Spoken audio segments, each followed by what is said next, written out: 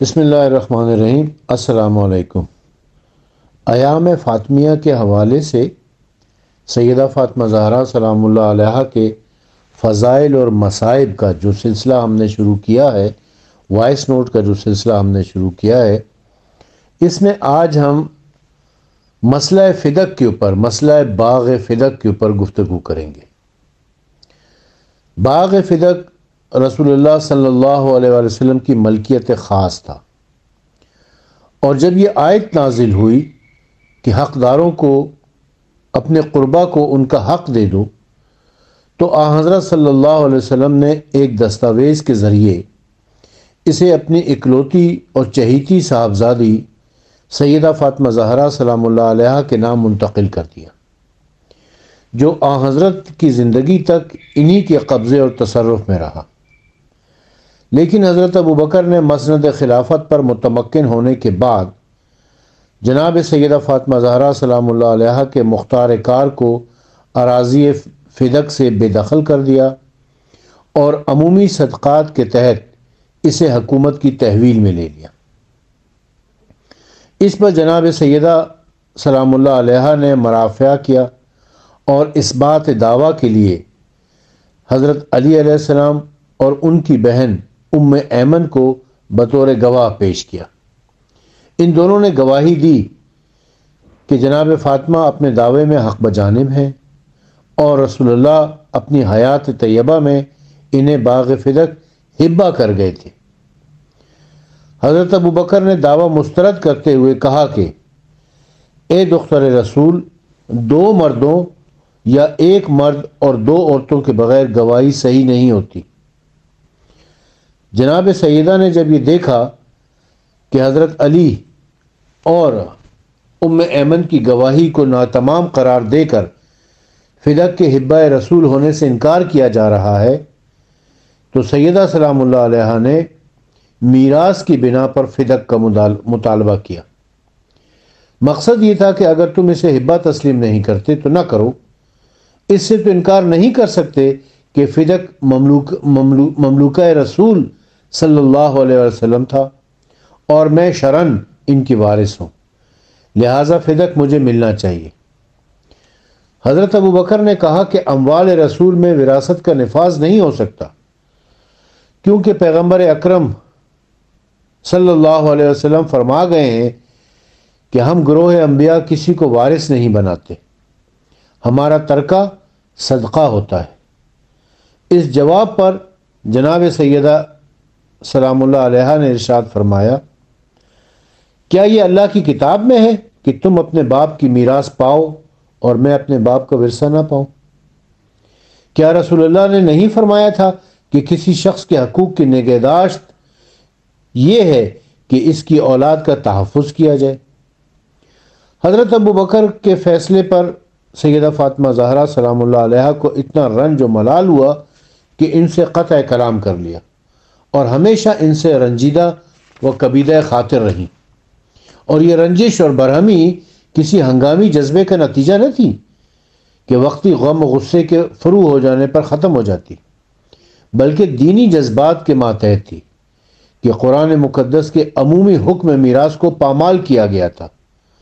اور رسول اللہ کے اوپر بہتان باندھا گیا تھا کہ آپ نے ایسی حدیث کہی ہے کہ ہم انبیاء کا کوئی وارث نہیں ہوتا، ہم جو چھوڑ جائیں وہ صدقہ ہوتا ہے، کیونکہ یہ حدیث قرآن مجید کی متعدد آیات سے متصادم ہے،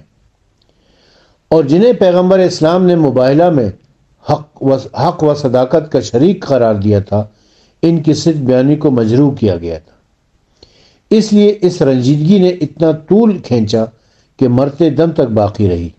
اور صلح و ہم کلامی کی نوبت نہ آ سکی۔ محمد بن اسماعیل بخاری اپنی کتاب صحیح بخاری میں لکھتے ہیں کہ فاطمہ بنت رسول اللہ صلی اللہ علیہ وسلم نے وفات پیغمبر کے بعد ابوبکر سے مطالبہ کیا کہ اللہ نے جو مال رسول اللہ کو کفار سے بغیر لڑے دلوایا تھا اور آپ اسے بطور ترکہ چھوڑ گئے ہیں، اس کی میراث مجھے پہنچتی ہے، وہ مجھے دلوایا جائے۔ ابوبکر نے کہا کہ رسول اللہ فرما گئے ہیں کہ ہم کسی کو وارث نہیں بناتے، ہم جو چھوڑ جاتے ہیں وہ صدقہ ہوتا ہے۔ اس پر فاطمہ بنت محمد صلی اللہ علیہ وآلہ وسلم غضبناک ہوئیں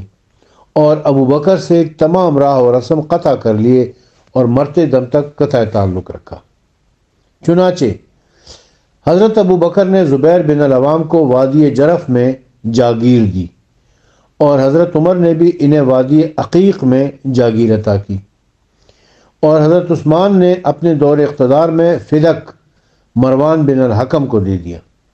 تو کیا حضرت ابو بکر جناب فاطمہ زہرا سلام اللہ علیہا کو فدق بطور جاگیر نہیں دے سکتے تھے تاکہ ان کی ناراضگی کی نوبت نہ آتی؟ اور اس ناراضگی کی اہمیت پیغمبر اسلام صلی اللہ علیہ وسلم کے اس ارشاد سے ظاہر ہے کہ اے فاطمہ، اللہ تمہارے غضبناک ہونے سے غضبناک ہوتا ہے اور تمہاری خوشنودی سے خوشنود ہوتا ہے۔ اس فیصلے پر حیرت ہوتی ہے کہ کس حکم شرعی کی بنا پر جناب سیدہ سلام اللہ علیہا کا دعوی حبہ کو مسترد کر دیا گیا، جبکہ پیغمبر اسلام قبضہ دے کر حبہ کی تکمیل کر چکے تھے۔ اگر قبضہ نہ ہوتا تو حضرت ابو بکر کہہ سکتے تھے کہ چونکہ قبضہ نہیں ہے لہٰذا یہ حبہ نامکمل ہے، اور گواہوں کو طلب کیے بغیر دعویٰ مسترد کر دیتے، مگر گواہوں کو طلب کرنے کے معنی یہ ہیں کہ وہ قبضہ تسلیم کرتے تھے، اور قبضہ چونکہ دلیل ملکیت ہے لہٰذا حضرت ابو بکر کو چاہیے تھا کہ وہ اس حبہ کے خلاف ثبوت بہم پہنچاتے، نہ یہ کہ جناب سیدہ سلام اللہ علیہا سے گواہ طلب کرتے۔ شاید یہ دنیا کا پہلا مقدمہ ہوگا کہ جس میں مدعا علیہ خود ہی منصف بھی ہے، یعنی یہ دعویٰ جناب سیدہ فاطمہ زہرا کا، جناب سیدہ تو مدعی ہیں، انہوں نے یہ دعویٰ ابو بکر کے خلاف دائر کیا ہے کہ آپ نے میری زمین کے اوپر، آپ نے میری جائیداد کے اوپر قبضہ کیا ہے۔ تو حق اور انصاف یہ تھا کہ کسی تیسرے فرد کی، کسی قاضی کی عدالت میں دونوں پیش ہوتے، ابو بکر بھی اور سیدہ سلام اللہ علیہا بھی، اور دونوں اپنے اپنے دلائل دیتے، دونوں اپنے اپنے گواہ پیش کرتے، اور وہ تیسرا شخص فیصلہ کرتا، وہ قاضی فیصلہ کرتا قرآن و سنت کی روشنی میں کہ حق کس کا بنتا ہے، کس کو دیا جائے، کون سچا ہے کون جھوٹا ہے۔ مگر ایک عجیب مقدمہ ہے کہ جس کے خلاف مقدمہ کیا جا رہا ہے وہ خود ہی اپنے خلاف مقدمہ سن رہا ہے، اور خود ہی وہ منصف ہے اور خود ہی وہ فیصلہ بھی دے دیتا ہے۔ کیا جناب سیدہ سلام اللہ علیہا کے بارے میں یہ شبہ ہو سکتا ہے کہ وہ فدق کی خاطر غلط بیانی سے کام لیں گی اور اس چیز پر اپنا حق جتائیں گی جس پر ان کا حق نہ تھا، جبکہ ان کی راست بیانی مسلم ہے؟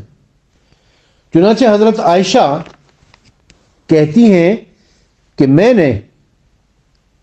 فاطمہ سلام اللہ علیہا کے پدر بزرگوار یعنی محمد مصطفیٰ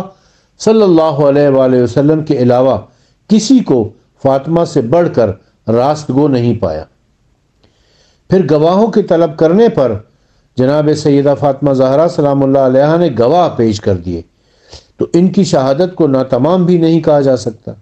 اس لیے کہ رسول اللہ ایک گواہ اور ایک قسم پر فیصلہ کر دیا کرتے تھے۔ اگر حضرت ابو بکر چاہتے تو حضرت علی سے قسم لے کر جناب فاطمہ سلام اللہ علیہا کے حق میں فیصلہ کر سکتے تھے، بلکہ کتب احادیث میں ایسے واقعات بھی ملتے ہیں کہ جہاں گواہوں کی ضرورت ہی محسوس نہیں کی گئی اور صرف مدعی کی شخصیت کو دیکھتے ہوئے ان کے دعوے کو تسلیم کیا گیا ہے، یا صرف ایک ہی گواہ پر فیصلہ کر دیا گیا ہے۔ چنانچہ حضرت خزیمہ بن ثابت کو ذو الشہادتین کہا جاتا ہے۔ اس کی وجہ کیا ہے کہ حضرت خزیمہ بن ثابت کی ایک کی گواہی دو کے برابر قرار دی گئی ہے۔ کیا حضرت خزیمہ بن ثابت صحابی رسول علی علیہ السلام سے زیادہ افضل تھے؟ کیا حضرت خزیمہ بن ثابت صحابی رسول اکرم کی پارہ جگر سیدہ فاطمہ زہرا سلام اللہ علیہا سے زیادہ افضل تھی؟ چنانچہ فرزندان سہیب نے جب مروان کی عدالت میں دعویٰ دائر کیا کہ رسول اللہ صہیب کو 2 مکان اور 1 حجرہ دے گئے تھے تو مروان نے کہا کہ اس کا گواہ کون ہے؟ انہوں نے کہا کہ ابن عمر۔ مروان نے ابن عمر کو شہادت کے لیے طلب کیا۔ اس نے گواہی دی کہ رسول اللہ نے صہیب کو 2 مکان اور 1 حجرہ عطا کیا تھا۔ مروان نے ابن عمر کی شہادت ان کے حق میں قبول کی اور فیصلہ کر دیا۔ ایک گواہی کے اوپر، ابن عمر کی ایک گواہی کے اوپر فیصلہ ہو سکتا ہے تو علی علیہ السلام کی ایک گواہی کے اوپر فیصلہ کیوں نہیں ہو سکتا؟ اس موقع پر نہ ابن عمر کی گواہی کو نہ تمام و غیر مؤثر کہا گیا اور نہ اس کے قبول کرنے پر پس و پیش کیا گیا۔ تو کیا حضرت علی عدالت کے اس درجے پر فائز نہ تھے جس پر ابن عمر فائز تھے؟ عبداللہ ابن عمر پر تو بیعت یزید کی وجہ سے حرف گیری کی گنجائش بھی ہو سکتی ہے، مگر جنہوں نے فدق کی گواہی دی تھی ان کی راست بیانی ہر دور میں شک و شبے سے بالاتر ہے۔ چنانچہ مامون عباسی نے ایک مرتبہ علماء وقت کو جمع کر کے ان سے دریافت کیا کہ جنہوں نے فدق کے حبہ قرار پانے کی شہادت دی تھی تم ان کے بارے میں کیا رائے رکھتے ہو؟ تمام علماء وقت نے متفقہ طور پر کہا کہ وہ صادق اور راست باز تھے اور ان کی راست گوئی میں کوئی شبہ نہیں کیا جا سکتا۔ اس بنا پر جب علماء نے ان کے صدق بیانی پر اتفاق کیا تو مامون نے باغ فدق اولاد فاطمہ کے حوالے کر دیا اور ایک نوشتہ بھی لکھ کے دیا۔ اس طرح جناب سیدہ سلام اللہ علیہا کے دعوی میراث کو رد کرنے کا کوئی جواز نہ تھا، اس لیے کہ حضرت ابوبکر نے جس حدیث سے اپنے عمل کی صحت ثابت کی وہ قرآن مقدس کی عمومات اور صریح خلافت۔ قرآن مقدس کا واضح حکم ہے سورہ نساء آیت نمبر 33 میں کہ جو ترکہ ماں باپ اور اقربا چھوڑ جائیں ہم نے ان کا وارث قرار دیے۔ اس آیت مجیدہ کے عموم کی روح سے ترکہ رسول صلی اللہ علیہ وسلم کو صدقہ قرار دے کر نفی ارث کا کوئی جواز نہیں ہے۔ اگر اموال رسول صدقہ ہوتے تو پیغمبر اکرم کے لیے ان پر قبضہ رکھنا جائز ہی نہ تھا، بلکہ جس وقت ان کی ملکیت میں آتے اسی وقت انہیں اپنی ملکیت سے الگ کر کے ان کے اصلی حقدار کے حوالے کر دیتے، مگر پیغمبر اکرم صلی اللہ علیہ وآلہ وسلم ان اموال پر ایک مالک کی طرح قابض و متصرف رہے۔ بے شک حضرت صلی اللہ علیہ وسلم ان اموال سے عزیز و اقارب اور فقراء و مساکین کی پرورش بھی کرتے تھے، لیکن صرف خیر سے ملکیت کی نفی لازم نہیں آتی۔ ان مصارف کی آڑ لے کر ملکیت سے انکار کر دیا جائے، اس ملکیت سے تو حضرت ابوبکر بھی انکار نہ کرتا، ابوبکر نے بھی انکار نہیں کیا تھا۔ اگر انہیں ملکیت رسول سے انکار ہوتا تو حدیث لا نورث کا سہارا ڈھونڈنے کی بجائے یہ کہتے کہ فدق رسول اللہ صلی اللہ علیہ وسلم کی ملکیت ہی کب تھا کہ اسے ترکہ قرار دے کر ورثہ کو دیے جانے کا سوال پیدا ہو۔ ظاہر ہے کہ ملکیت کے بغیر وراثت کی نفی کی کوئی معنی نہیں ہے۔ جب پیغمبر اکرم کی ملکیت بلا شبہ ثابت ہے تو آیت میراث کی روح سے وارثوں کا حق بھی مسلم ہے۔ یہ حق ایسی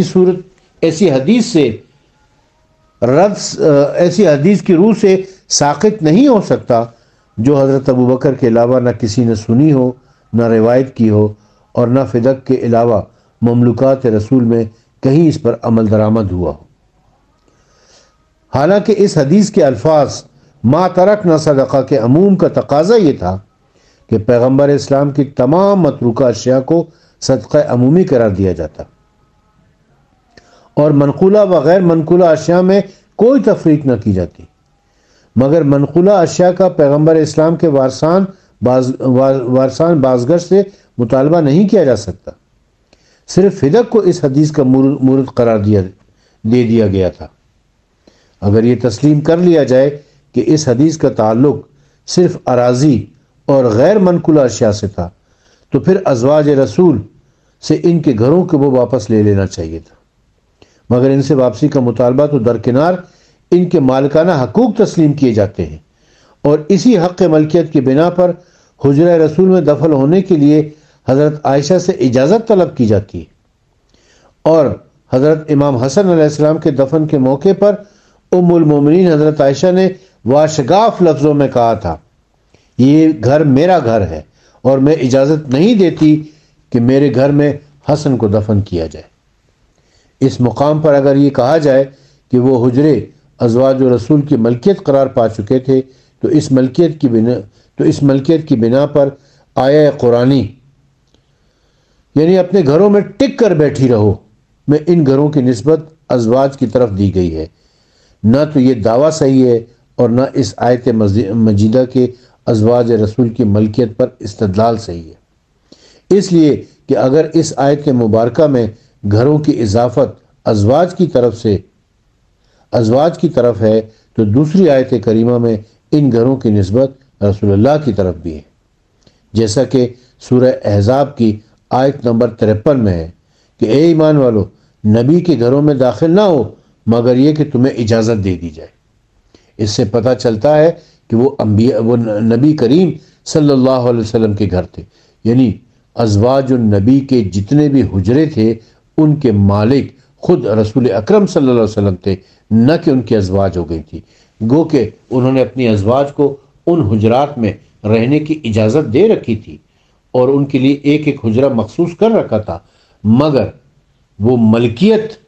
رسول اللہ کی ہی تھی۔ جب قرآن مقدس میں ان گھروں کی اضافت ازواج کی طرف بھی ہے اور رسول اللہ کی طرف بھی ہے، تو اگر یہ اضافت ملکیت کی بنا پر ہو تو ایک چیز کے واقع میں دو مالک تو ہو نہیں سکتے، لہذا ان دو اضافتوں میں سے ایک اضافت ملکیت کی بنا پر ہوگی اور ان کے گھروں میں رہائش کی بنا پر۔ ظاہر ہے کہ پیغمبر اکرم کی طرف یہ اضافت ملکیت کی بنا پر ہوگی اور ازواج کی طرف رشتہ زوجیت اور سکونت کی بنا پر، اور عربی زبان میں ادنا سا لگاؤ بھی صحت اضافت کے لیے کافی سمجھا جاتا ہے، اور اگر ازواج کی حق ملکیت کو تسلیم کر لیا جائے تو یہ پوچھا جا سکتا ہے کہ ان کی ملکیت میں کیوں کرائیں؟ کیا رسول اللہ نے انہیں ہبہ کر گئے تھے؟ کیا رسول اللہ کوئی تحریر لکھ کر دے کر گئے تھے؟ اگر تحریر لکھ کر دے کر گئے تھے تو وہ تحریر آج تک 1400 سال گزرنے کے باوجود عوام کے سامنے پیش کیوں نہیں کی گئی؟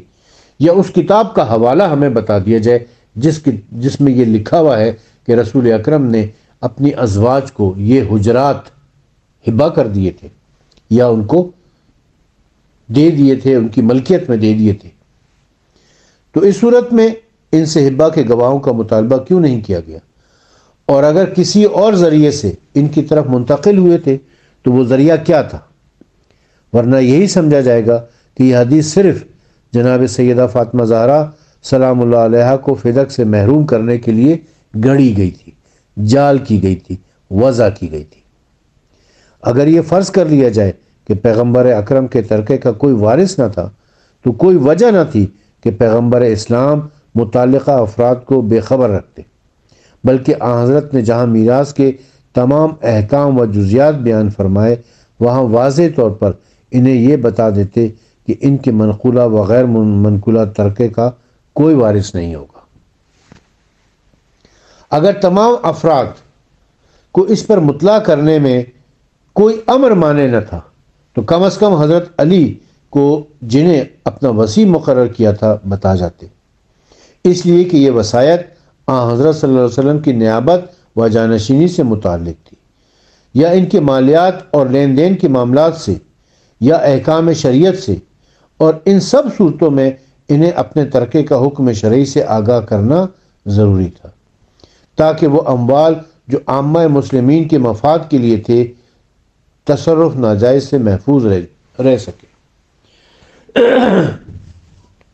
اگر اپنے وصی سے مخفی رکھنے میں بھی کوئی مصلحت تھی تو اپنی عزیز ترین اکلوتی بیٹی کو ہی بتا جاتے کہ وہ ان کے ترکے میں سے کس چیز کی وارث ہیں اور کس چیز کی وارث نہیں ہیں، تاکہ وہ اس چیز کا مطالبہ ہی نہ کرتی جس کا انہیں کوئی حق نہ تھا۔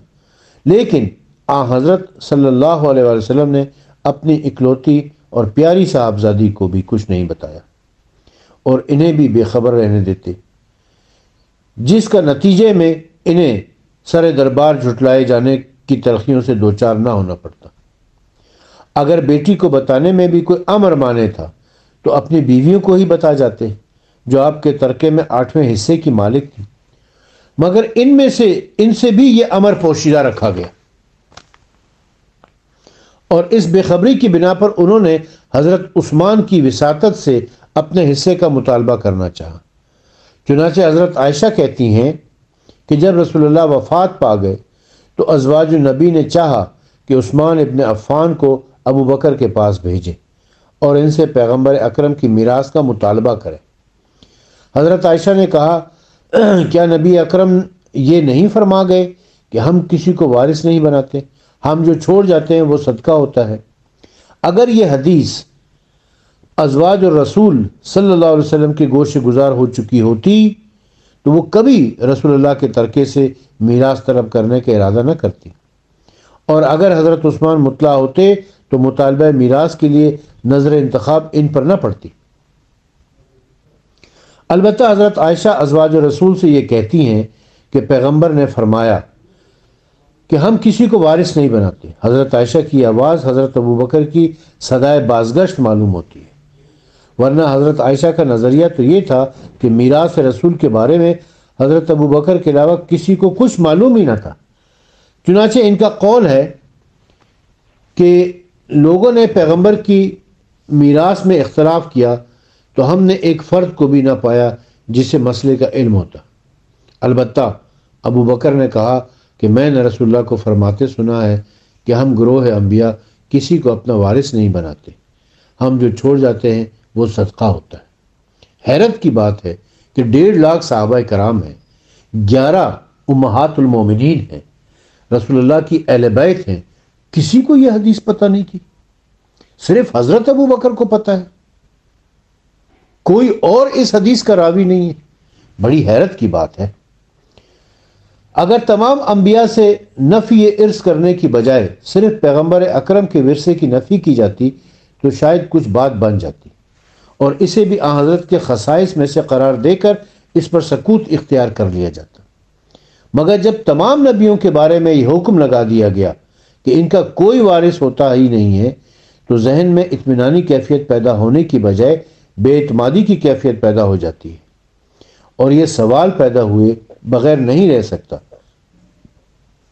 کیا انبیاء سابقین نے کسی موقع پر اپنے ورثے کی نفی کی تھی اور اپنے وارثوں کو بتا گئے تھے کہ وہ ان کے ترکے کے حقدار نہیں ہیں؟ اور کیا حضرت آدم سے لے کر حضرت مسیح علیہ السلام تک تمام انبیاء کے وارث ورثے سے محروم چلے آ رہے تھے، اور نبوت کو بھی کفر و قتل کی طرح موانع ارث میں سے شمار کیا جاتا تھا؟ عقل و انصاف کا تقاضا یہ ہے کہ اگر انبیاء کی اولاد ورثے سے محروم ہو چلی آ رہی تھی تو اس پردہ خفا میں نہ رہنا چاہیے تھا، بلکہ سابقہ امتوں میں سے اس کا تذکرہ ضرور ہونا چاہیے تھا، ان کے علماء احبار کو اس کا علم ہوتا، مگر کتب آسمانی ہو یا کتب تاریخ و حدیث، ایک کتاب بھی ایسی نہیں جس میں وارث نبوت نبیوں کا کوئی وارث نہیں ہوتا والی حدیث مل جائے یا اس قسم کی کوئی روایت مل جائے، بلکہ اس کے برعکس قرآن مقدس نے واضح لفظوں میں بیان کیا ہے کہ انبیاء کی میراث ان کے وارثوں کو پہنچتی ہے۔ چنانچہ حضرت داؤد کی وراثت کے بارے میں ارشاد باری تعالیٰ ہے سورہ نمل کی آیت نمبر 16 میں کہ سلیمان اپنے باپ داؤد کے وارث ہوئے ہیں۔ اس آیت مجیدہ میں یہ تعویل کی گئی ہے کہ اس سے ورثہ مالی مراد نہیں ہے بلکہ علم و نبوت کا ورثہ مراد ہے، حالانکہ علم نبوت وہ ترکہ نہیں ہے جو وارثوں کو وراثت میں ملتا ہے۔ علاوہ بری ورثہ وہ ہوتا ہے جو مورث کے اٹھ جانے کے بعد وارث کی طرف منتقل ہوتا ہے، اور حضرت سلیمان علیہ السلام حضرت داؤد علیہ السلام کی زندگی ہی میں علم نبوت پر فائز ہو چکے تھے، لہٰذا اس سے ورثہ مالی ہی مراد ہو سکتا ہے جو حضرت داؤد علیہ السلام کے بعد انہیں حاصل ہوا۔ لہٰذا ابن قتیبہ دینوری نے اخبار الطوال کے صفحہ نمبر 20 پر لکھا ہے کہ داؤد علیہ السلام نے وفات پائی تو حضرت سلیمان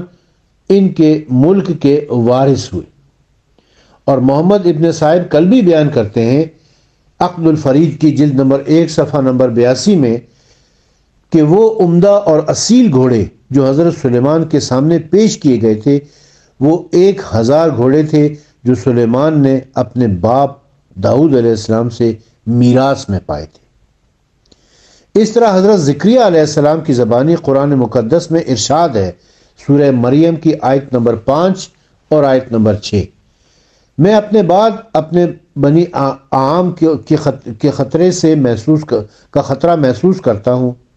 اور میری بیوی بھی بانجھ ہے۔ اے اللہ تو مجھے اپنی طرف سے ایک وارث عطا کر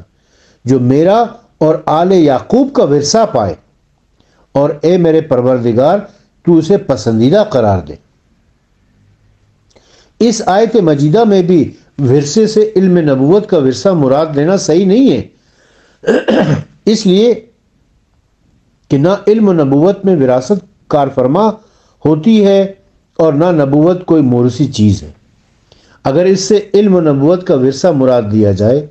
تو حضرت زکریا علیہ السلام نے جس خوف و خطر کا اظہار کیا ہے بے معنی ہو جاتا ہے، اس لیے کہ علم و نبوت کے متعلق یہ عمومی بات، علم نبوت کے متعلق یہ بات عام ہے کہ وہ ایک نبی سے دوسرے نبی کو منتقل ہوتے رہتے ہیں۔ اگر ان کی اولاد میں، ایک نبی کی اولاد میں اگر ان کا بیٹا نبی نہیں ہے تو اس کو یہ علم نبوت منتقل نہیں ہوتا، لیکن اس نبی کی اگر کوئی وراثت تھی، کوئی جائیداد تھی تو وہ منتقل ہو جایا کرتی ہے۔ کیا انہیں یہ خطرہ تھا کہ نبوت پر حملہ آور ہو کر اسے چھین لے جائیں گے اور زبردستی اس پر قابض و متصرف ہو جائیں گے؟ یہ اندیشہ تھا کہ نبوت کی عدم صلاحیت کے باوجود انہیں نبوت مل جائے گی۔ ظاہر ہے کہ ان میں سے کسی چیز کا خطرہ نہ تھا اور نہ ہو سکتا تھا، اس لیے کہ نبوت عطیہ قدرت ہے